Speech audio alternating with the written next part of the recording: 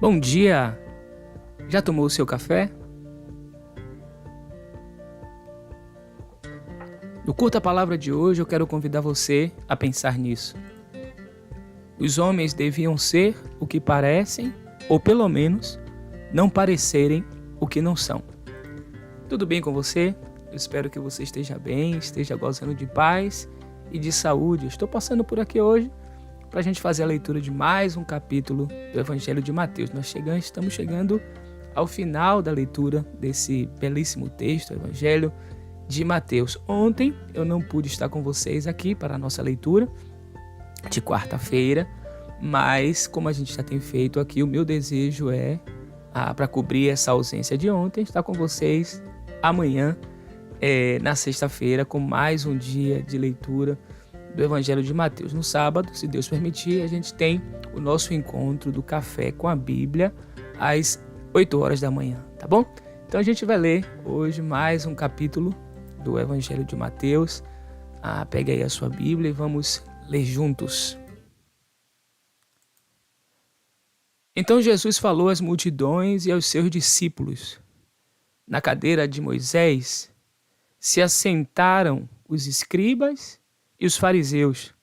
Portanto, façam e observem tudo o que eles disserem a vocês, mas não os imitem em suas obras, porque dizem e não fazem. Atam fardos pesados, difíceis de carregar, e os põem sobre os ombros dos outros, mas eles mesmos nem com o dedo querem movê-los. Praticam todas as suas obras a fim de serem vistos pelos outros, pois alargam os seus filactérios e alongam as franjas de suas capas, gostam do primeiro lugar nos banquetes e das primeiras cadeiras nas sinagogas, das saudações nas praças e de serem chamados de mestre. Mas vocês não serão chamados de mestre, porque um só é mestre de vocês e todos vocês são irmãos. Aqui na terra, não chamem ninguém de pai, porque só um é o pai de vocês, aquele que está nos céus. Nem queiram ser chamados de guias, porque um só é o guia de vocês, o Cristo. Mas o maior entre vocês será o servo de vocês. Quem se exaltar será humilhado, e quem se humilhar será exaltado. Ai de vocês, escribas e fariseus, hipócritas, porque vocês fecham o reino dos céus diante das pessoas, pois vocês mesmos não entram, nem deixam entrar os que estão entrando. Ai de vocês, escribas e fariseus, hipócritas, porque vocês devoram as casas das viúvas e, para o justificar, fazem longas orações. Por isso vocês sofrerão juízo muito mais severo. Ai de vocês, escribas e fariseus hipócritas, porque vocês percorrem o mar e a terra a fim de fazer um prosélito, e uma vez feito, o tornam filho do inferno 2 vezes mais do que vocês. Ai de vocês, guias cegos, que dizem: se alguém jurar pelo santuário, isso não tem importância. Mas se alguém jurar pelo ouro do santuário, fica obrigado pelo que jurou. Seus tolos e cegos, qual é mais importante? O ouro, o santuário ou o santuário que santifica o ouro? E vocês dizem: se alguém jurar pelo altar, isso não tem importância. Mas se alguém jurar pela oferta que está sobre o altar, fica obrigado pelo que jurou. Cegos, qual é mais importante? A oferta ou o altar que santifica a oferta? Portanto, quem jurar pelo altar, jura por ele e por tudo o que está sobre ele.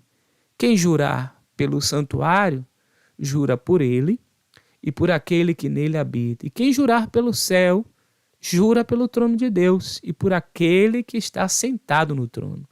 Ai de vocês, escribas e fariseus, hipócritas, porque vocês dão o dízimo da hortelã, do endro e do cominho e desprezam os preceitos mais importantes da lei: a justiça, a misericórdia e a fé.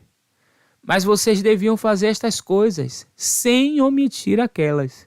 Guias cegos, coam um mosquito, mas engolem um camelo. Ai de vocês, escribas e fariseus, hipócritas, porque vocês limpam o exterior do copo e do prato, mas estes, por dentro, estão cheios de roubo e de glutonaria. Fariseu cego, limpe primeiro o interior do copo, para que também o seu exterior fique limpo. Ai de vocês, escribas e fariseus, hipócritas, porque vocês são semelhantes aos sepulcros pintados de branco, que por fora se mostram belos, mas interiormente estão cheios de ossos de mortos e de toda podridão. Assim também vocês, por fora, parecem justos aos olhos dos outros, mas por dentro estão cheios de hipocrisia e de maldade. Ai de vocês, escribas e fariseus, hipócritas, porque vocês edificam os sepulcros dos profetas, enfeitam os túmulos dos justos e dizem: se nós tivéssemos vivido nos dias de nossos pais, não teríamos sido seus cúmplices quando mataram os profetas. Assim vocês dão testemunho contra si mesmos, de que são filhos dos que mataram os profetas. Portanto, tratem de terminar aquilo que o pai de você, ou que os pais de vocês começaram. Serpentes, raças de víboras, como esperam escapar da condenação do inferno. Por isso, eis que eu lhes envio profetas, sábios e escribas. A uns vocês matarão, e a outros crucificarão. A outros ainda vocês açoitarão nas sinagogas e perseguirão de cidade em cidade, para que recaia sobre vocês todo o sangue justo derramado sobre a terra, desde o sangue do justo Abel até o sangue de Zacarias, filho de Baraquias, a quem vocês mataram entre o santuário e o altar. Em verdade, eu lhes digo que todas essas coisas hão de vir sobre a presente geração. Jerusalém, Jerusalém, você mata os profetas e apedreja os que lhes são enviados. Quantas vezes eu quis reunir os seus filhos, como a galinha junta os seus pintinhos debaixo das asas, mas vocês não quiseram. Eis que a casa de vocês ficará deserta, pois eu lhes afirmo que desde agora não me verão mais, até que venham a dizer: bendito o que vem em nome do Senhor. Em algumas ocasiões, Jesus ele foi identificado por conta do seu discurso, das suas ações, das suas palavras, como um profeta, como um grande profeta. E aqui, nessa narrativa do capítulo 23, a gente encontra uma série de ai, e de alguma forma vincula Jesus a uma tradição profética veterotestamentária do Antigo Testamento. Era muito comum a gente encontrar aqueles oráculos proféticos imprecatórios, contra as nações, contra os líderes das nações, que Jesus dirige o seu discurso, essas imprecações contra líderes religiosos, como falamos no último encontro, e já fizemos isso também em encontros anteriores. Estamos em um momento no texto onde a temperatura está elevadíssima. Mas ao mesmo tempo eu percebo nesse texto, apesar da transparência e ousadia de Jesus ao falar de maneira tão contundente contra os líderes religiosos do seu tempo, essa palavra dura, ela também é carregada de muito amor. Quando os profetas dirigiam a sua palavra, os seus oráculos contra as nações, o desejo de Deus era que as nações elas se corrigissem, que elas mudassem a sua rota, que elas deixassem o caminho desviante e seguissem o caminho pelo qual Deus desejava que elas trilhassem. E aqui não é diferente.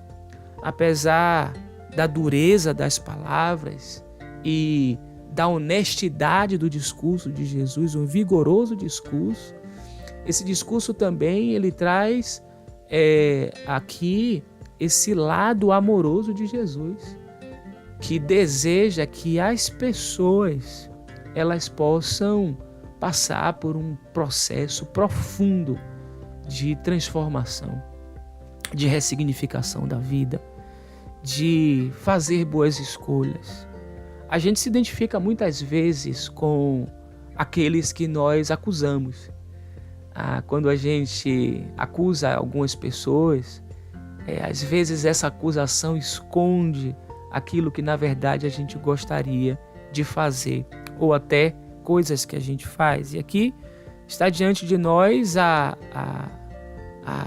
um conjunto de situações que são expostas por Jesus, desses líderes religiosos, dessas pessoas que Jesus queria que fossem também transformadas, porque eram pessoas que tinham um bom conteúdo. Ele começa dizendo, olha,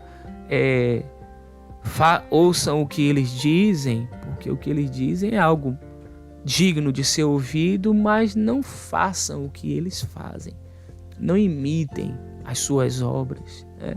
E aí Jesus discorre essa série de ai, ou ais, né?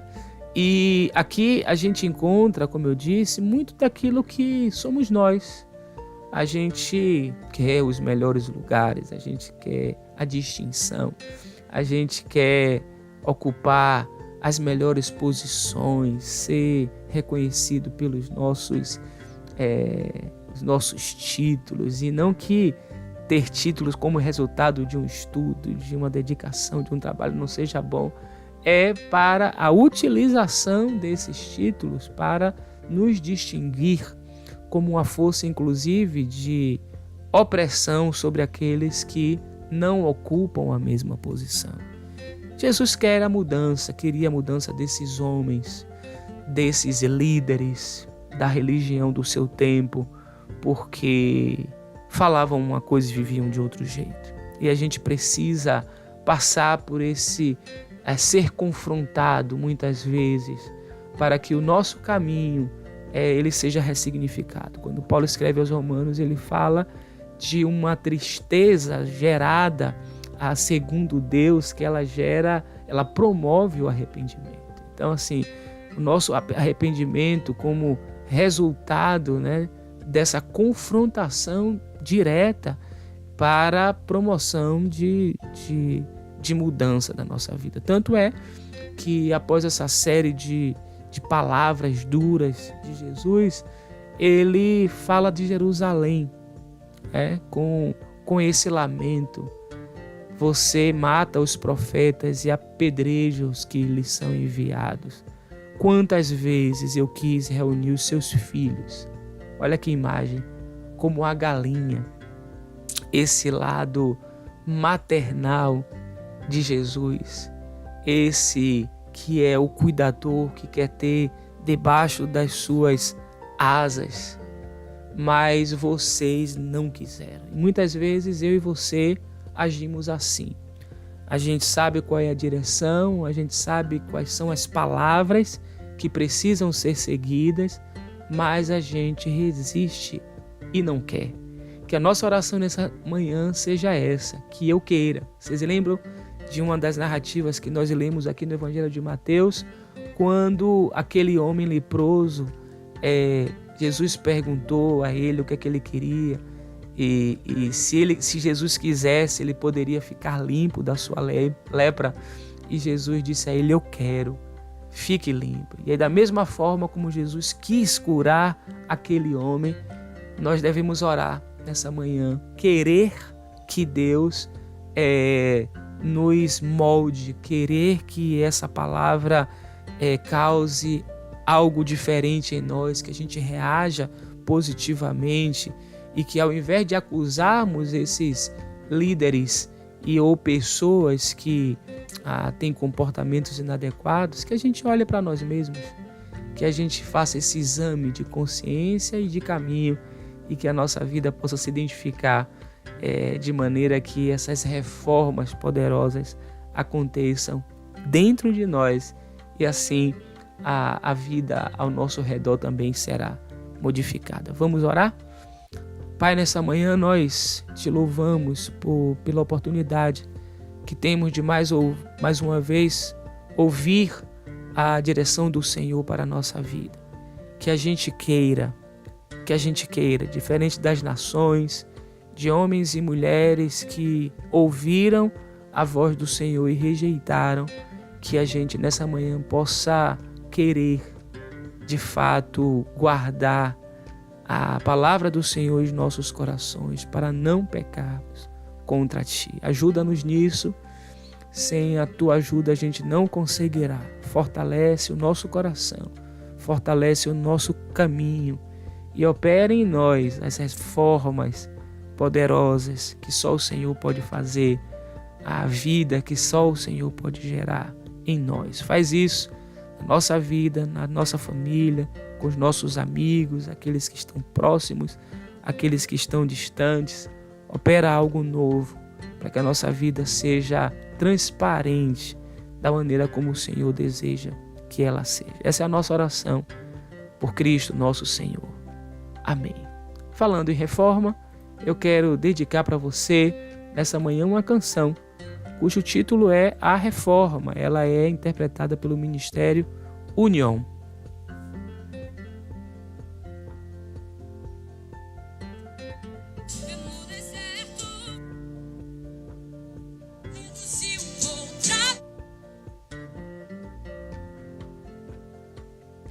Na descrição do vídeo eu coloco à sua disposição o link para que você possa ouvir toda a música.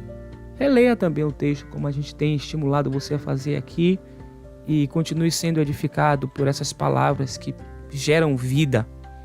Deixe o seu comentário, como é que esse texto alcança você nesse dia, de que maneira ele lhe falou, de que maneira ele tocou o seu coração, de que maneira as palavras de Jesus no Evangelho de Mateus produziram algum significado, sentido na sua vida. Deixa aí nos comentários a sua palavra. O nosso site é www.teologiahoje.com.br. Não deixe de acessar. Na próxima semana a gente terá novidades importantes no nosso site. Você deve acessar. Na parte inferior está a nossa chave Pix, caso você possa e queira ajudar na manutenção do canal Teologia Hoje.